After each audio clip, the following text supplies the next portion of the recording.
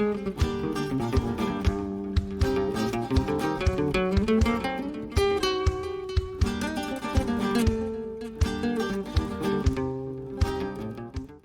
am the discoverer of hitherto unknown natural phenomena, with great aid in the understanding of people, from which I constructed a revolutionary practical philosophic system called Septemics, and published it in the book, Septemics, Hierarchies of Human Phenomena. Today we're going to discuss some of the content of that book, specifically the Scale of Justification. The word literally justification means making it right, from Latin jus, which means law. You could think of justification as rationalization. It's another way of thinking of the same thing. Rationalization has a little bit more of a negative connotation, but it's essentially a synonym of justification. This is a spiral scale, meaning there is an apparent congruence between levels 1 and 7, meaning it's easy to mistake level 1 with level 7. It's a common error. Now, if you look at level 7, it says no justification, and level 1 also says no justification. But at level 7, there's no attempt at justification, and at level 1, there's no need for justification. One has no need for justification if one is at truth. If you're at truth, there's no need for you to justify anything. It's the truth. No attempt at justification is despair. You are so apathetic and hopeless that you do not even attempt to justify. So the criminal gets caught red-handed. The cops catch him with a gun, trying to commit armed robbery. He's wearing a ski mask. He's got a loaded gun. They catch him. He's not going to justify. He's in despair. He's going up the river. He might not justify it at all. That would be an unusual circumstance because usually crooks justify. Now, justify is not quite the same thing as making an excuse, but it's close.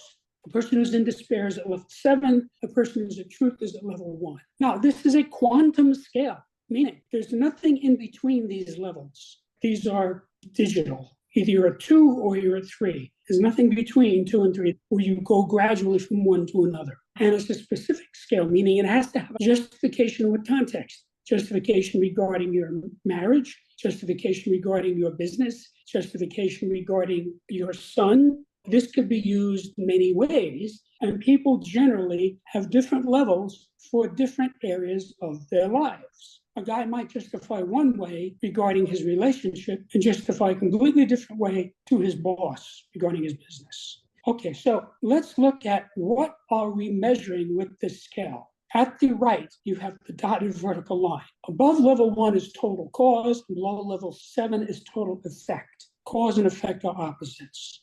Now, total cause is above level 1 because a human can never get to total cause. He can get very close, but he can't get to total cause. That's an absolute. And similarly with effect. If the person is alive, he's not at total effect, but you get very close to it. So you have a person who doesn't even attempt to justify it. He's close to total effect. That's what we're measuring here. This is a measurement of cause and effect. The more causative the person is, the higher he is on the scale. So a person who is very causative will justify by responsibility, level 2, meaning he forgives. He says, I understand that my son threw firecrackers in church today, but I forgive him. I'm responsible for him. See, that's a lot of causativeness over the son. Now, the other end would be like a person who justifies by a fixed idea. Joe, are you going out with anybody? No. Why? All women are the same. See, that's a fixed idea. That's his justification. All women are the same. That is close to total effect. This guy has pretty much surrendered. He's not really trying to be a cause. So he has this fixed idea, which is essentially a computation, meaning he computed this thing. He looked at some data and he came to the conclusion that all women are the same. Or you can't trust women, or some other equally foolish fixed idea. This is what bigotry is. It's essentially justification by computation. There's a protection mechanism from further hurt. That rigid belief tempts them to cling to that fixed idea as a way to protect themselves from further hurt. So that limits their ability to form healthy connections. Right. A person who's much more causative doesn't need to protect himself. If you get a single guy who's very causative and he says, would you like to go out with me? She says, no, he's fine with that. He doesn't care. He's a very causative person. A guy at the bottom, he has to have a fixed idea to assuage his damaged ego. Now, we're talking here about responsibility and irresponsibility, because a person who's at cause is at cause because he's assuming responsibility in the area. Like I gave you the example of the dad taking responsibility for the son. He has a high level of responsibility. That's why he's at level 2, responsibility. A little below that is acceptance. There's some responsibility in acceptance. When you cross that dividing line, you go down into irresponsibility. People at levels 1, 2, and 3 are responsible people, more responsible as you go up. People at 5, 6, and 7 are irresponsible people, more irresponsible as you go down. This tells you, how do you become causative in an area? You do it by assuming responsibility. So you have a couch potato. He's 50 pounds overweight. He's got a physique like Mr. Potato Head. He's not assuming responsibility for his body.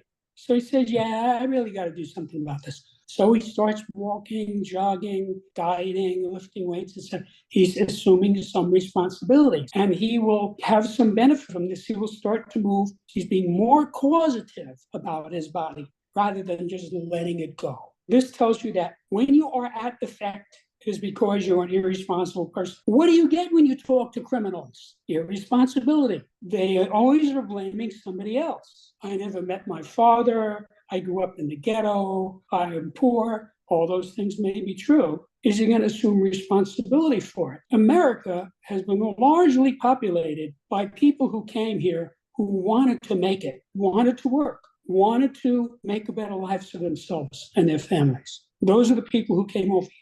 A lot of the irresponsible people never came to America. I've heard stories in my family. My mother's father came here when he was 14, and he only had a few cents in his pocket. The next day, he was working. If you ask him about that, his relatives who were still in the old country said, yeah, bums. That's the way he characterized them. The people who wanted to make it came here, because in those days, you could make it in America. Talking about 100 years ago. It's a little different now. Now it's where you come when you want to die. Good place to die. That's what this scale is about.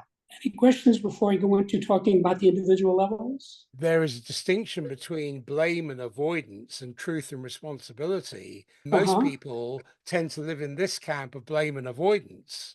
Because they're not causative. They're effect points. I have worked with hundreds and hundreds of clients. And very often, if I'm in a context where I'm counseling him, like how to run his business or how to deal with the situation, as opposed to a facilitation session where I don't say anything, I'll tell the guy, don't be an effect point. Be a cause point. If you go around saying, oh, woe is me, I never graduated high school and I don't speak very well and I'm short, you're just being an effect point. Don't do that. Be a cause point.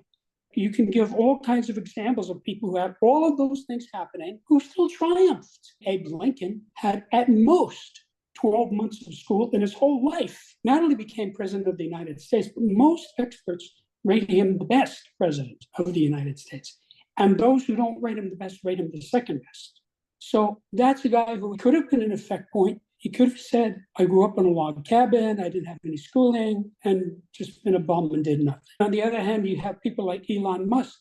He often works 120 hours a week. He slept on the floor in the factory. So he didn't even go home. He just worked until he couldn't work anymore, took a shower, slept on a futon on the floor, got up at dawn and kept working. That's how he got to be what he is today. That's why he says, most people don't want to be me. That's what he's talking about.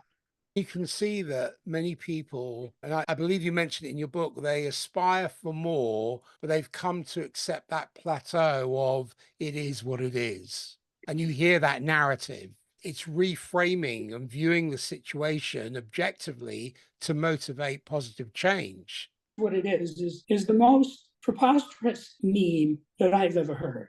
First of all, it's a tautology. Secondly, you're stating the obvious. Thirdly, it's a fixed idea. Henry Ford said, whether you think you can or think you can't, you're right. It's the exact opposite.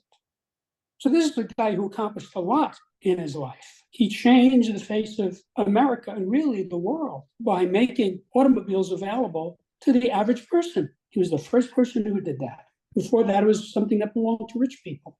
And let's go through these levels. So at the bottom is no attempt at justification. This is somebody who's in despair. This person has given up. He's not making any attempt to justify because it doesn't matter. He's completely in despair. This is not a place you want to be. This is a person who's in a very low mental and emotional state. Up from that is computation, fixed idea. And this is a very common level. People have some fixed idea. You only live by once. There's billions of people who dispute that. So you have some ridiculous fixed idea. You can't make it in America if you are Black or Latino. It didn't bother Clarence Thomas. He made it to the Supreme Court in a time when there still was a lot of racism around 50 years ago. The guy thinks it up and he presents it as a justification. So when I hear that from people, I just go to somebody else. It's not somebody I want to date. It's not somebody I want in my business. It's not somebody I want on my team. He has some fixed idea. This guy is like walking around being an effect point. He carries his effect around with him. Up from that is logic. Now, this is a person who justifies by reason. This is not as irresponsible. He has some logic. Now, if you listen to people, they will give you logical explanations for things, which are really just reasons for their being irresponsible. This is like the guy who says, I'm better off not making the team because I have more time now to do my homework. See, there's some logic. He's giving you a reason, but it's still a justification. He's justifying, instead of saying, I wasn't good enough, I was number 41 on the list and I took the best 40 guys and maybe I'll try next year. See, that's more honest. He's not justifying it. Clients reason themselves into immobility by justifying why they can't do X, Y, or Z, right? That's right. And I point that out to people all the time. They have some convoluted logic by which they reason why they're in effect point, how they're in effect point, why they're going to continue to be in effect point, why they can't move forward.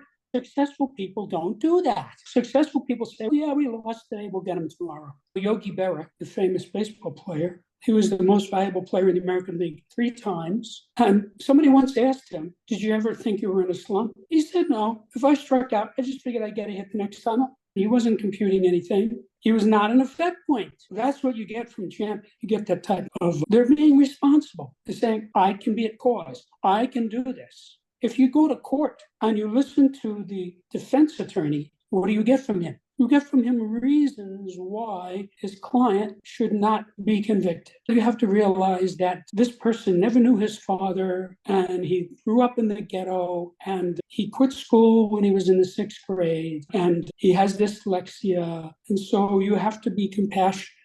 He's giving you reasons why this guy is an effect point. So that's an attorney using logic and reason to justify his client's position.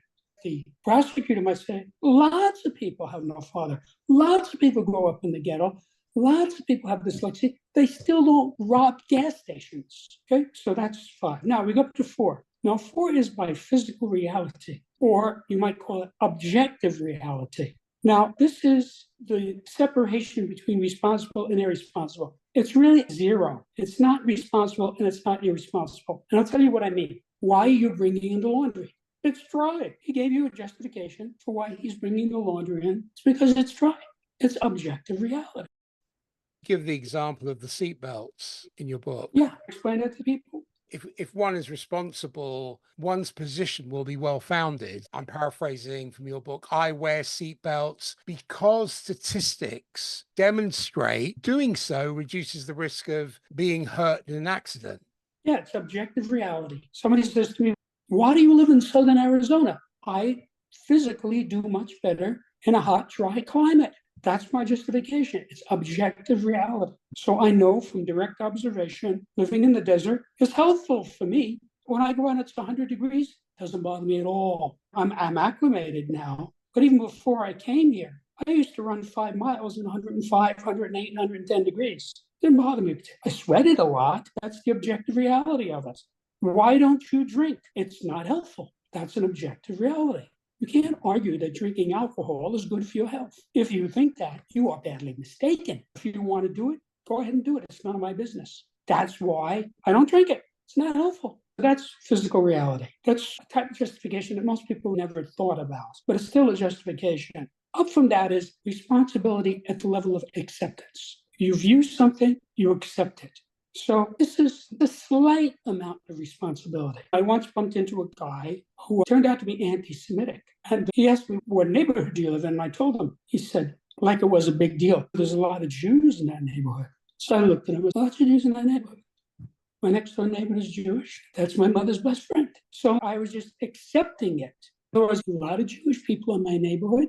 Many of them are my friends, and I get along with all of them. So I'm accepting it.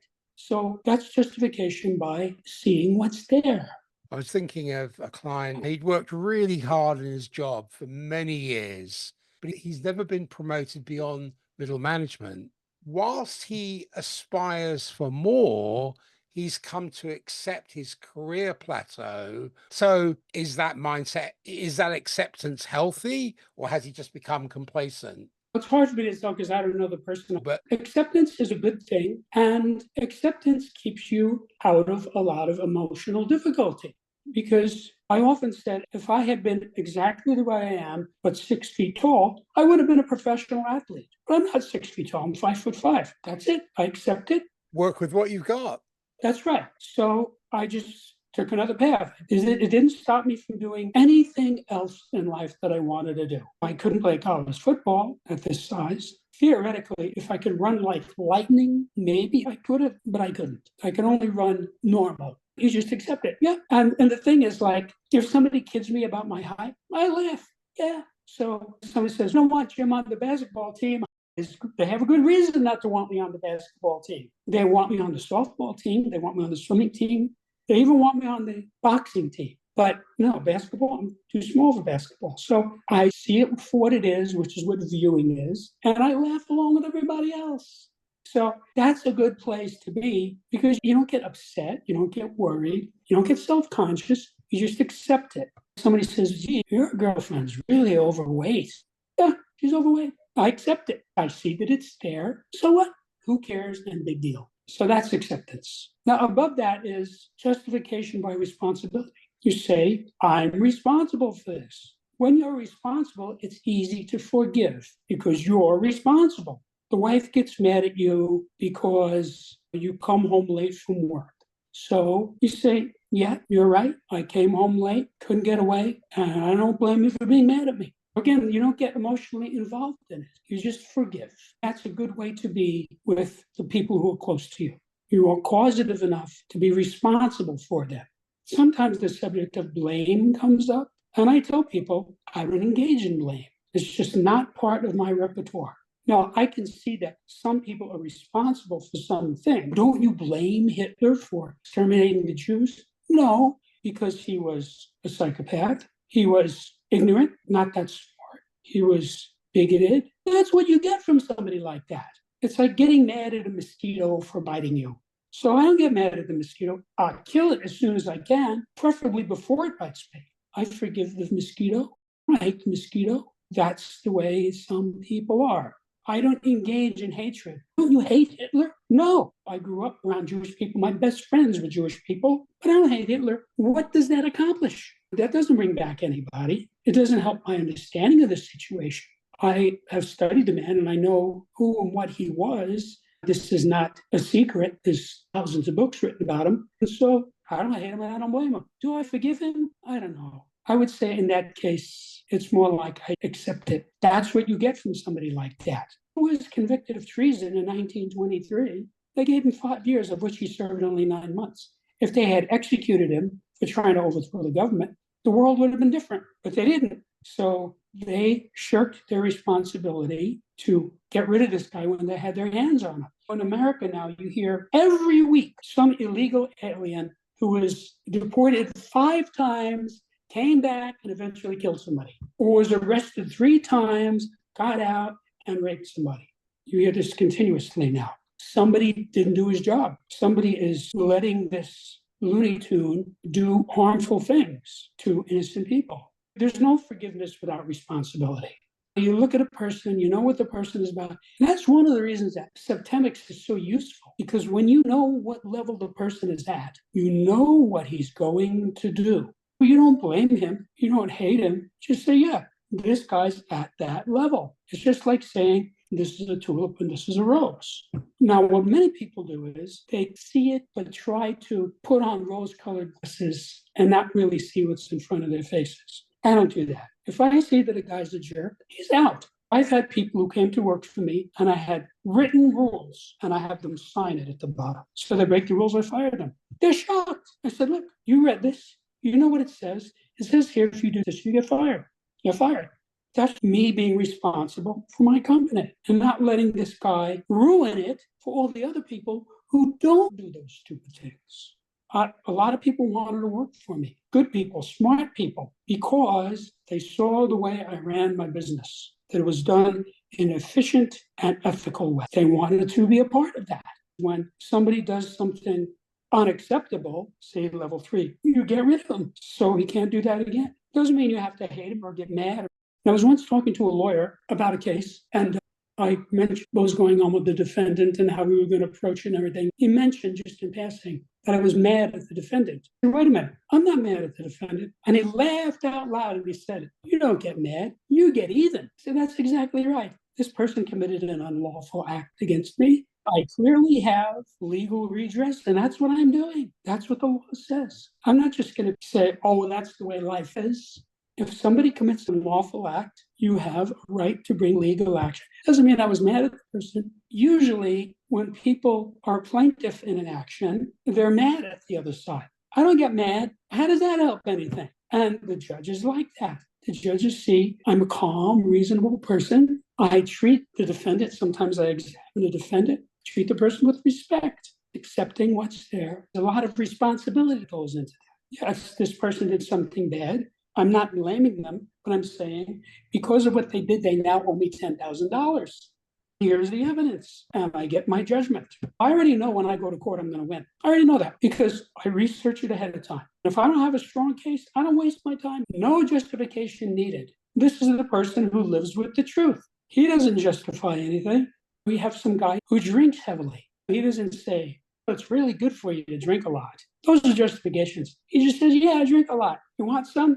He just lives with the truth. Jackie Gleason, obviously obese, a drunk, chain smoker, a womanizer. That's who he was. If you watch the man, you can see he didn't justify it. He didn't go around saying, oh, yeah, I'm ashamed because I'm 200 pounds overweight.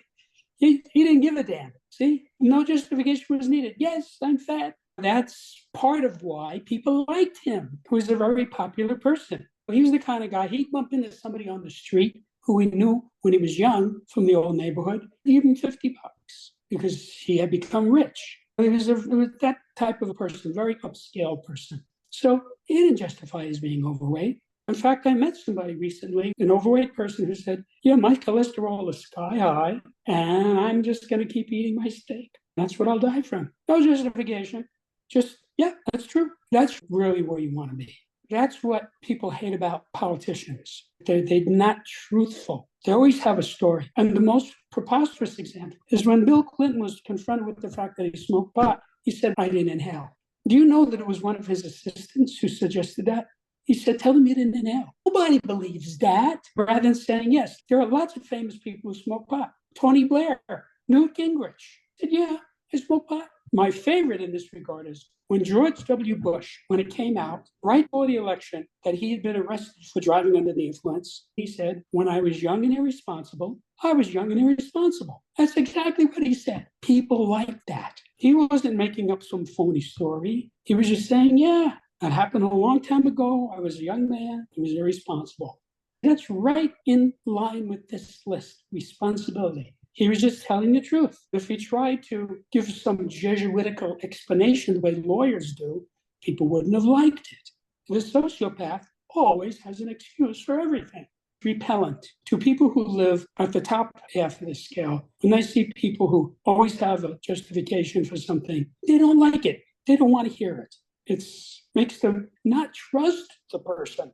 My dad always used to say to me in his broken English, because he was not a well-educated person, don't pay to lie because it's only going to come out in the wash, which is grammatically incorrect, but still very smart, very wise. It's exactly who he was. Very smart guy who didn't graduate high school. In his day, most people didn't graduate high school. So it wasn't considered an important thing didn't prevent him from becoming rich, marrying a beautiful woman. He just said, yeah, I had enough. I'm going to go to work.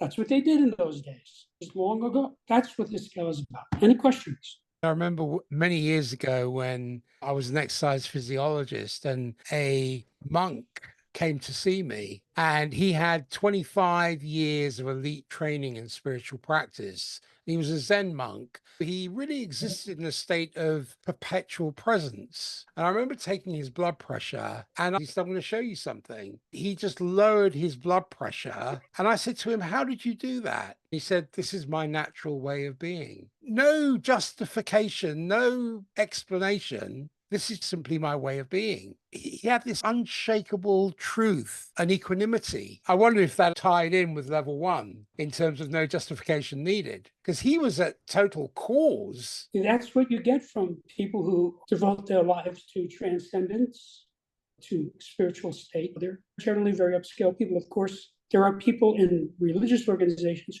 who are bad people, such as the people who perpetrated the Inquisition. A lot of other bad things that have happened over the years, but most of those people are very upscale people. Another very useful scale, Jim. I can see this has so many applications. Where can people find you, Jim? I invite them to my website, which is septemics.com, Septemics, where you can read what many readers have said, what many journalists have written, what the reviews are. You can read sections of the book itself. And if you want, you can listen to a pre-recorded introduction to Septemics. So go there and check it out and find out about it. I want to say that Septemics is vital for every person and can help you to achieve your goals faster and easier by explaining what might otherwise seem to be inexplicable or random. And if you read it, you will see that is exactly true. As with the scale, is very useful. You listen to what the person says and you can right away, do I want this guy in my team or not? End of discussion. Great if you're hiring somebody. Absolutely. Listen to what they say. They will tell you who they are. Then you just need to have this book so you can figure out what that means. Great. Thank you, Jim. Okay. Thanks, Peter.